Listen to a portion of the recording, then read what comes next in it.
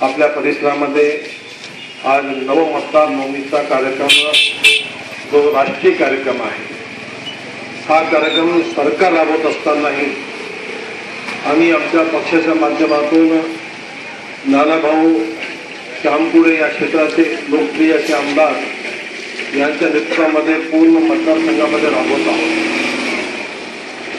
आणि अशा कार्यक्रमाला उपस्थित सर्व नवमतदार बंधू, हा कार्यक्रम एक चांगला दिवस साधून या ठिकाणच्या शाखेने आणि नानाभाऊंच्या पुण्यप्रमाण होत आहे.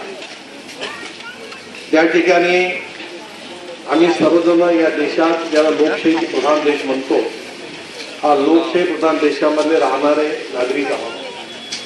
मी थोडंसं आपल्या सर्वांच्या माहितीला सांगेन की देशाला स्वातंत्र्य प्राप्तीनंतर या देशात 26 जानेवारी 1950 साली देशात लोकशाहीची पुन्हा स्थापना झाली. ब्रिटिशांनी या देशावर आक्रमण करून राज्य केलं, त्याच्यापूर्वी मोगलांनी राज्य केलं आणि या देशामध्ये लोकशाही संपवलेली होती. पण देशात स्वातंत्र्य प्राप्तीनंतर सर्वात पहिले चांगली घटना कोणती घडली तर या देशाला परमपूज्य भारतरत्न डॉक्टर बाबासाहेब आंबेडकरांनी आपल्या देशाला घटना दिली. ही घटना आम्ही स्वीकार करून देशामध्ये पुन्हा लोकांचं राज्य स्थापन करताना लोकशाहीची स्थापना केली. याचा अर्थ आम्हाला सर्वांना समान अधिकार प्राप्त आहे. या ठिकाणच्या समोर जे लहान लहान व्यवसायी आहेत किंवा या भागात राहणारा मजदूर असेल, कामगार असेल, या सर्वांना एक मताचा अधिकार प्राप्त झाला. त्यामध्ये मग उद्योगपती असेल, मालक असेल, कारखानदार असेल की मोठा अधिकारी असेल, शिक्षित असेल, अशिक्षित असेल, महिला असेल, पुरुष असेल, त्या सर्वांना मताचा अधिकार आहे. आणि सुदैवाने आम्ही सर्व मतदार आहोत. आपण या उपक्रमामध्ये भाग घ्यावा याकरता आम्ही विनंती करीत आहोत की या लोकशाहीचा आम्ही सन्मान केला पाहिजे.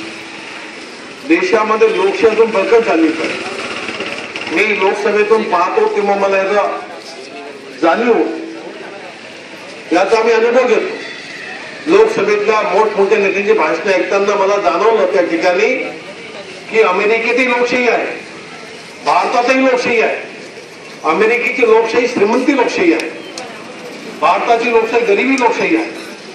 परंतु अमेरिकेपेक्षा भारताची लोकशाही जिवंत आहे असं अमेरिकेच्या सभागृहामध्ये त्या ठिकाणचे सिनेटचे मेंबर स्वीकार करतात. याचा मला फार गौरव आहे, आनंद आहे. कारण ज्या प्रकारे या ठिकाणी लोकसभा सदस्यांना खासदार म्हणतात, MP म्हणतात, मेंबर ऑफ पार्लमेंट, लोकसभेत तसंच अमेरिकेमध्ये सिनेटचे मेंबर म्हणतात.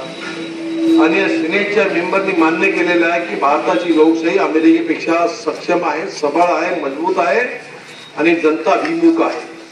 याला कारण या देशाला घटना त्यांनी दिलेली आहे असे भारतरत्न डॉक्टर बाबासाहेब आंबेडकर हे आहेत. आणि दुसरं कारण काय की देशाची संस्कृती आहे, संस्कार आहे.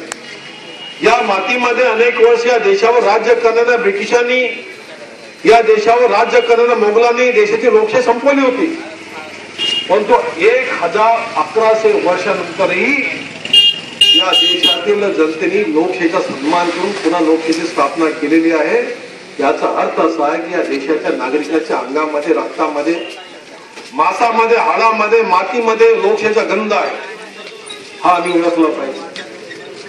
म्हणून मी नवमतदार युवकांना विनंती करतो की, आणि त्यासोबतच त्यांच्या आईवडिलांना विनंती करतो, त्या ज्येष्ठ बांधवांना विनंती करतो की आपण या देशाने दिलेला आपला मताचा अधिकार गाजवण्याकरता, बाजवण्याकरता जागरूक नागरिक म्हणून सर्वांनी मतदार बनलंच पाहिजे.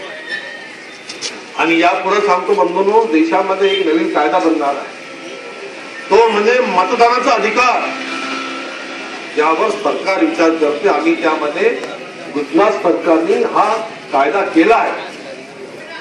म्हणजे जो व्यक्ती मतदान असून करणार नाही त्याचा मतांचा अधिकार एक निवडणुकीपर्यंत तो अधिकार हिरावून घेण्याकरता सरकार कायदा करणार आहे.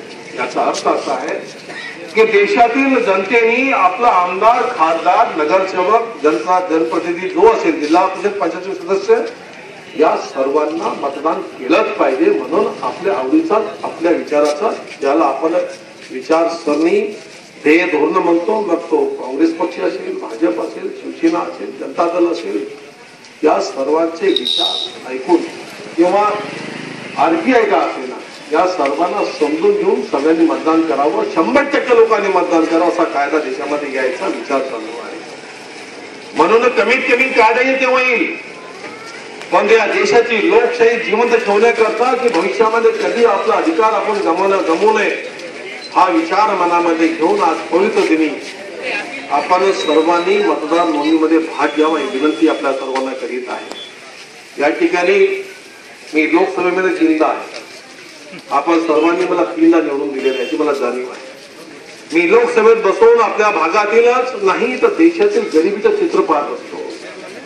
देशातील असलेली जी सर्व संपदा याचा जेव्हा मी जवळून पाहिलं, अभ्यास केला, तर आपण गरीब नाही, हा देश श्रीमंतांचा देश आहे. आहे गरीब. ज्या पद्धतीनं देशामध्ये, श्रीमंत देशामध्ये, की ज्यामध्ये पिण्याच्या पाण्यापासून नाही तर नदी, नाले, जंगल, वृक्ष, खनिज संपत्ती या सर्वांची जर आपण मोजदाद केली तर या देशात, ज्याला देशाला आपण देवभूमी म्हणतो, देवभूमी, पवित्र भूमी म्हणतो, ही देवभूमी आहे.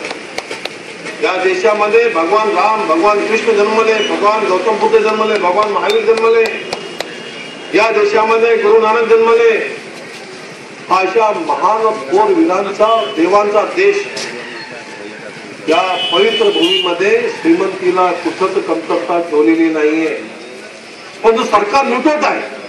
या देशाची संपत्ती मोजक्या लोकांना वाटण्यामध्ये सरकारने पुढाकार घेतला. मी खासदार म्हणून त्यामध्ये थोडा अभ्यास करून त्याचा विरोध केला. तो समोर आला काय? कोळसा आवंटन घोटाळा. या कोळसा आवंटन घोटाळ्याला जगामध्ये सर्वात मोठा घोटाळा म्हणून मान्यता मिळाली. जो घोटाळा भारतीय जनता पक्षाचा खासदार म्हणून मी काढलेला आहे. याचा मला गर्व आहे की मी चंद्रपूरचा खासदार. मी पाहत होतो या ठिकाणी कोळशाच्या खाणी भक्कम आहे, महाग कोळसा, आणि मोठ्या उद्योगपतीनं तो कोळशामध्ये तुम्ही खाणीच्या खाणी वाटल्या.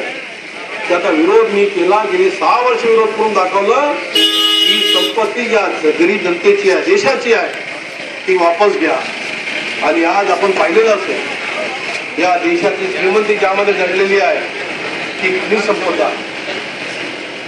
या सर्व खनिज संपत्तीची लूट थांबवण्याकरता सरकारला आता कोर्टाने निर्णय दिलेला आहे की देशातील कोळसा असो की लोखंडाचे दगड असो किंवा बॉक्साईट असो किंवा मॅग्नीज स्टोअर असो किंवा कोणतीही खनिज संपत्ती असो, ही तुम्ही फुकटामध्ये कोणाला वाटू शकत नाही.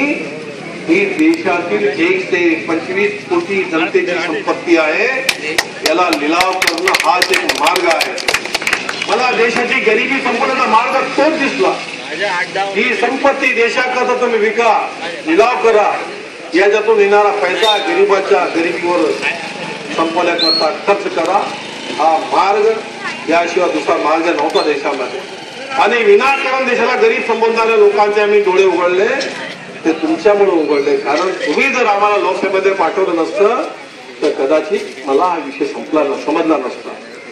म्हणून मी आपल्या सर्वांच्या सोबत राहण्याचा प्रयत्न करीत असताना आम्हाला एक चांगला सहकारी म्हणून नानाभाऊ श्यामकुळे सारखा एक जागरूक आमदार आम्हाला प्राप्त झाला, मिळाला. मित्र म्हणून, ज्येष्ठ बंधू म्हणून त्यांनी आपल्या लोकांची भक्कम सेवा केलेली आहे. माझा मतदारसंघ खूप मोठा आहे. मी वारंवार आपल्या भागामध्ये आलो नाही, येत नाही, खरं असतानाही माझा ज्येष्ठ बंधू म्हणून, माझा सहकारी म्हणून नानाभाऊ श्यामकुळे नेहमी आपल्या संपर्कात असतात. या ठिकाणचे नगरसेवक, नगरसेविका सर्व आपल्या सहकार्या सोबतीला आहेत. म्हणून नाना भाऊनी सुद्धा या ठिकाणी जवळपास 45 लाख रुपयाची विकास कामे केलेली आहेत.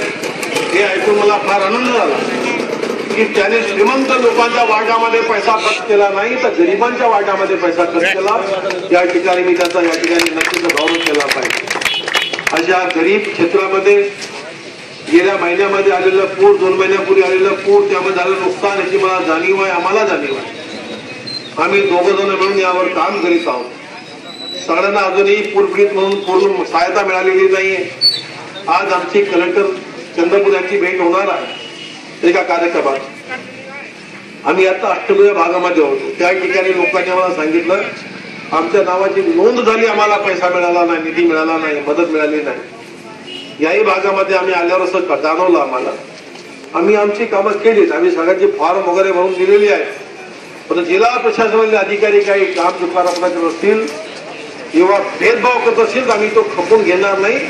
आम्ही ताबडतोब या कामाला मार्गी लावण्याचा प्रयत्न करणार आहोत. नाना यामध्ये माझ्यापेक्षा जास्त वेळ देणार आहे, ते यामध्ये नक्कीच अजून रुची घेणार आहेत. मी सर्व बांधवांना या ठिकाणी पुन्हा हार्दिक शुभेच्छा देतो आणि सर्वांनी सर्व कुटुंबियांनी आपल्या कुटुंबातील तरुणांची मतदार म्हणून नोंदणी करण्याकरता सर्वांनी सहभाग घ्यावा, पुढाकार घ्यावा विनंती करतो आणि आपल्या सर्वांचे आभार म्हणून आपले 2 शब्द थांबवतो. धन्यवाद. नवनोंदणी करिता तर एक नवयुवकांनी समोर यावं व आपापले फॉर्मावर सही मारावी.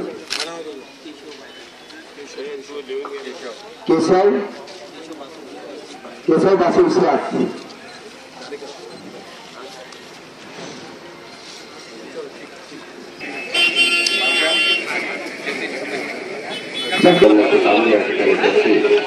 कृपया आपले फोटो सगळे या ठिकाणी लागतील.